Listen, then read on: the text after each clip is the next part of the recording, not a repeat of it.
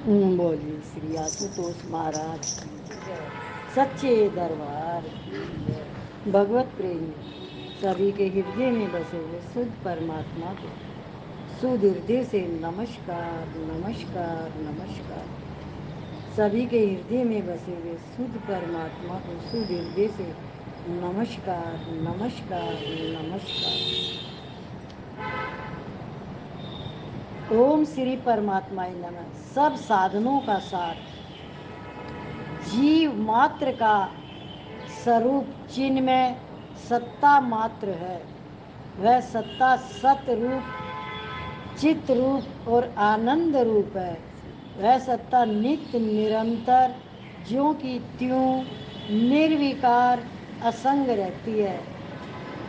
इस स्वरूप को अर्थात अपने आप को जब मनुष्य भूल जाता है तब उसमें देह अभिमान उत्पन्न हो जाता है, अर्थात वह अपने को शरीर मान लेता है। शरीर से माना हुआ यह संबंध तीन प्रकार का होता है। मैं शरीर हूँ, शरीर मेरा है और शरीर मेरे लिए है। हमारे देखने में दो ही चीज़ें आती हैं, नाशवान जड़ और अविनाशी चेतन। इन दोनों का विभाग अलग अलग है।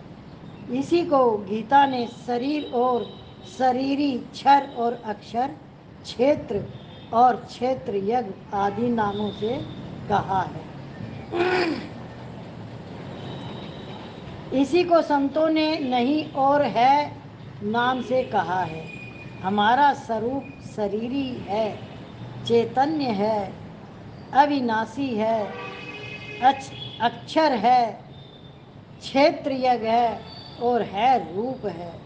जो हमारा स्वरूप नहीं है वह शरीर है, जड़ है, नाशवान है, क्षर है, क्षेत्र है और नहीं रूप है। जो है रूप वह नित्य प्राप्त है और जो नहीं रूप है वह मिलता है और बिछड़ जाता है। एक मार्मिक बात है कि हे को देखने के शुद्ध है नहीं, दिखता पर नहीं, को नहीं, रूप से देखने से शुद्ध है, दिख जाता है। कारण यह है कि मैं शुद्ध बुद्ध और मुक्त आत्मा हूँ। जब भी आप किसी विचार से बंधन में जुड़ते हो तो उस समय अगर आप जागृत अवस्था में रहते हो तो तुरंत बोलना है कि मैं शुद्ध आत्मा हूँ, शुद्ध बुद्ध आत्मा हूँ, मेरी आत्मा में कोई विकार नहीं है, शरीर मैं नहीं हूँ। ऐसा बोलने से आप निर्विकारी हो जाएंगे। विकार किस में है? शरीर में, और आत्मा में कोई विकार नहीं है। इस प्रकार है, पर विचार करने में हम मन बुद्धि लगाएंगे, वृत्ति लगाएंगे तो है के साथ नहीं। मन बुद्धि वृत्ति मैंपन भी मिला रहेगा, परंतु मैं शरीर नहीं हूँ, शरीर मेरा नहीं है और शरीर मेरे लिए नहीं है। इस प्रकार नहीं को नहीं रूप से विचार करने पर वृत्ति भी नहीं में चली जाएगी। देखो यही बात अभी अभी हुई थी। वृत्ति यानी जो तुम्हारी सोच है वो भी उसी में चली जाएगी कि मैं शरीर नहीं हूँ, शरीर मेरा नहीं है, मैं शुद्ध आत्मा हूँ, मैं पवित्र आत्मा हूँ। जाएगी और शुद्ध है शेष रह जाएगा। उदाहरणार्थ झाड़ू के द्वारा कूड़ा करकट दूर करने से उसके साथ झाड़ू का भी त्याग हो जाता है और साफ मकान शेष रह जाता है। तात्पर्य यह हुआ कि मैं आत्मा हूँ। इसका इनसे चिन्ह में तथा बुद्धि से निश्चय करने पर वृत्ति के साथ हमारा संबंध बना रहेगा, परंतु मैं शरीर नहीं हूँ। इस प्रकार विचार करने पर शरीर और वृत्ति दोनों से संबंध विच्छेद हो जाएगा और चिन्ह में सत्ता रूप शुद्ध स्वरूप स्वैत शेष रह जाएगा। इसलिए तत्व प्राप्ति में निषेधात्मक साधन मुख्य है। निषेधात्मक साधन में साधक के लिए 3 बातों को स्वीकार कर लेना आवश्यक है। मैं शरीर नहीं हूँ, शरीर मेरा नहीं है और शरीर मेरे लिए नहीं है। जब तक साधक में ये भाव रहेगा कि मैं शरीर हूँ और शरीर मेरा तथा मेरे लिए है, तब तक वह कितना ही उपदेश पढ़ता सुनता रहे और दूसरों को सुनाता रहे, उसको शांति नहीं मिलेगी और कल्याण भी नहीं होगा। इसलिए गीता के आरंभ में ही भगवान ने साधकों के लिए इस बात पर विशेष जोर दिया है कि जो बदलता है, जिसका जन्म और मृत्यु होती है, वह शरीर तुम नहीं हो, मैं शरीर नहीं हूँ। सर्वप्रथम साधक को यह बात अच्छी तरह से समझ लेनी चाहिए कि मैं चिन्मय सत्ता रूप हूँ, शरीर रूप नहीं हूँ। हम कहते हैं कि बचपन में मैं जो था वही मैं आज हूँ। शरीर को देखे तो बचपन से लेकर आज तक हमारा शरीर इतना बदल गया कि उसको पहचान भी नहीं सकते, फिर भी हम वही है। यह हमारा अनुभव कहता है। बचपन में मैं खेलता कूदता था, बाद में मैं पढ़ता था, आज मैं नौकरी धंधा करता हूँ। सब कुछ बदल गया पर मैं वही हूँ। कारण कि शरीर एक क्षण भी ज्यों का त्यों नहीं रहता, निरंतर बदलता रहता है। तात्पर्य ये हुआ कि जो बदलता है वह हमारा स्वरूप नहीं है, जो नहीं बदलता वही हमारा स्वरूप है। हमने अब तक असंख्य शरीर धारण किए पर सब शरीर छूट गए, हम वहीं रहे। मृत्यु काल में भी शरीर तो यहीं छूट जाएगा, पर अन्य योनियों में हम जाएंगे। स्वर्ग नर्क आदि लोकों में हम जाएंगे, मुक्ति हमारी होगी, भगवान के धाम में हम जाएंगे। तात्पर्य है कि हमारी सत्ता होनापन शरीर के अधीन नहीं है। देखो, इंसान कर्तव्य कर्म करता है मनुष्य, और एक बड़ा दायरा जैसे राजनीति का है, देश चलाना। उसमें यदि नेता जो भी बने प्रधानमंत्री, तो उसमें क्या ईमानदारी से देश को चलाए, सबका भला सोचे, तो वो देश सदा सुखी रहे। कहेंगे इस देश का राजा अच्छा है और सबका ध्यान रखता है, सबकी सुख सुविधा बना रखी है। तो ये उसका एक कर्तव्य है। अब एक होता है गृहस्थी, एक होता है टीचर। तो गृहस्थ आश्रम में जो गृहस्थी है, उसको अपने घर में जो भी घर के कर्म प्राणी है, उनसे कोई इच्छा ना रख के कर्तव्य कर्म करते हुए, उनसे प्रेम भाव से जीवन व्यतीत करते हुए, उनके साथ इस तरीके से रहे जैसे आप पड़ोसी के साथ कैसे रहते हो, उनसे आप प्रेम रखते हो, उनसे मीठा बोलते हो, वो कोई बात कहे तो उनकी सुनते हो। ऐसे घर में भी ऐसे ही रहे, सबसे प्रेम से मिलें, प्रेम से बात करें, अच्छा व्यवहार करें। पर उनसे जब आपकी कोई इच्छा होगी और उनसे आपका द्वेष होगा, तो आप ये सब कर नहीं पाएंगे और अकारण ही आपके कर्म बनेंगे, जिसका कोई लेना देना नहीं है।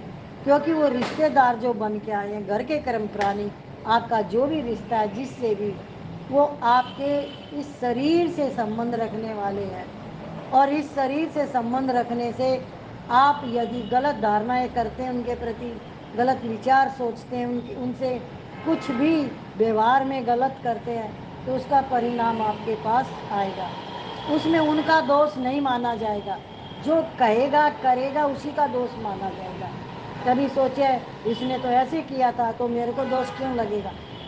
सोच तो आप गलत रहे हो, कर तो आप गलत रहे हो, तो दोष भी आपके ऊपर आएगा। इसलिए बहुत ज़रूरी है घर के क्रम प्राणियों से सही व्यवहार करना। आपका असली बचाव तो यहीं से ही है। सबसे पहले तो अपने आप को बचाना है, अपने अंदर की विचारधाराएं शुद्ध करनी है, चित्त शुद्ध करना है, मन निर्मल करना है। किसी से एक भी इच्छा नहीं रखोगे, कितनी जल्दी शुद्ध हो जाएगा मन, देखो विचार करके। ये सारे साधन है कि इच्छा नहीं रखना, द्वेष नहीं करना, क्रोध नहीं करना, लोभ नहीं करना, मोह नहीं करना, अहंकार नहीं करना, ये साधन है। ये विकार जो है हमारे साथ जब जुड़ जाते तीन गुणों से, तो ये हमारा पतन करते हैं और इन्हीं से हमारे बुरे कर्म बनते हैं। तो अब तो हम जाग जाएं, समझ जाएं कि आखिरकार अगर मैं गलत कुछ भी करता हूं तो उससे मुझे मिलने वाला क्या है। मिला तो अभी तक कुछ नहीं, तो आगे भी कुछ नहीं मिलेगा। खाली मन जो है वो शुद्ध पवित्र रहे, इसका प्रयास करना है। गंदा मंदा मन ना रहे और चित्त शुद्ध और शांत रहे। इस पे विशेष ध्यान भी देना है और पूरी ताकत भी लगानी है, क्योंकि आत्मा में कोई विकार नहीं है, आत्मा में कोई जगत नहीं है, आत्मा में कोई परिवार नहीं है। सब परिवार एक है आत्मा में, पूरा जगत एक परिवार है आत्मा में, और वो है परमात्मा का परिवार। किसका है? परमात्मा। वासुदेव सर्वम, सबके अंदर वो एक वासुदेव ही सर्वम, यानी वो ही है बस। तो अब आपका अपना क्या है? तो ये जो इच्छा, कामना, लोभ, मोह, क्रोध, ये सब हिंसक भाव, ये आपके बुरे विचार, बुरे कर्मों से है। जब वो बुरे कर्म आपके कटेंगे तो ये बुरे विचार आने बंद होंगे। और वो कटेंगे कैसे? दया, क्षमा, शील, संतुष्टि, सबको सुख पहुंचाना, किसी से कोई इच्छा कामना नहीं रखना। तो आपको अपनी सफाई या अपनी शुद्धता खुद ही करनी है। जैसे आपकी रसोई है, अगर आप उसको साफ सुथरी रखते हो, यदि आप उसको गंदी रखते हो, ये तो आपकी आपकी सोच है कि आप कैसे रख रहे हो। अगर साफ है तो आपको ही अच्छी लगेगी, और उसमें सामान खूब भर दिया तो आपको ही गंदी लगेगी। तो ऐसे ही हमारा चित्त है, इसके अंदर जगत भर दिया, द्वेष भर दिया, क्रोध भर दिया, लोभ भर दिया, तो आप इतने दुखी हो, बेचैन हो बिना बात की, क्योंकि आत्मा में तो ये सब है नहीं। और आत्मा ही दृष्टा साक्षी है, इस शरीर से आत्मा का संबंध नहीं है। तो दुखी सुखी कौन हो रहा है और क्यों हो रहा है? तो ये आपकी विचारधाराएं हैं, जो आपके अंदर गलत विचारधारणाएं हैं। जैसे आप जिसका संग करते हो, वो संग दोष आपके अंदर आता है। तो कम से कम हम सबके पास बैठे, ज़्यादा बोलने वालों के पास बिल्कुल ना बैठे। जो ज़्यादा घूमते हैं बाजारों में, उनके साथ ना बैठें, क्योंकि उनका मन वैसा ही होगा और वो आपको वैसा ही बनाएंगे। समझ गए? हमने अब तक असंख्य शरीर धारण किए, जाएंगे मुक्ति हमारी होगी, भगवान के धाम में हम जाएंगे। तात्पर्य कि हमारी सत्ता होनापन शरीर के अधीन नहीं है। शरीर के बढ़ने घटने पर, कमजोर बलवान होने पर, बालक बूढ़ा होने पर, अथवा रहने न रहने पर हमारी सत्ता में कोई फर्क नहीं पड़ता। जैसे हम किसी मकान में रहते हैं तो हम मकान नहीं हो जाते, मकान अलग है, हम अलग है। मकान वही रहता है, हम उसको छोड़कर चले जाते हैं। ऐसे ही शरीर यहीं रहता है और हम उसको छोड़कर चले जाते हैं। शरीर तो मिट्टी हो जाता है, पर हम मिट्टी नहीं होते। हमारा स्वरूप गीता ने इस प्रकार बताया, नैन छिंदती शास्त्रमणि, नैन दहती पावक।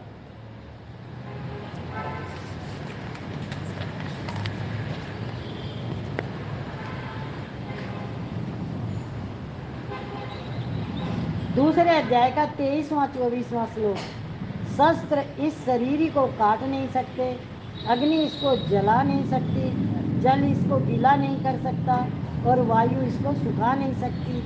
यह शरीरी काटा नहीं जा सकता, यह जलाया नहीं जा सकता, यह गीला नहीं किया जा सकता और यह सुखाया भी नहीं जा सकता, कारण कि यह नित्य रहने वाला, सब में परिपूर्ण, अचल स्थिर स्वभाव वाला और अनादि है। अब इसका कारण समझ लो पहले।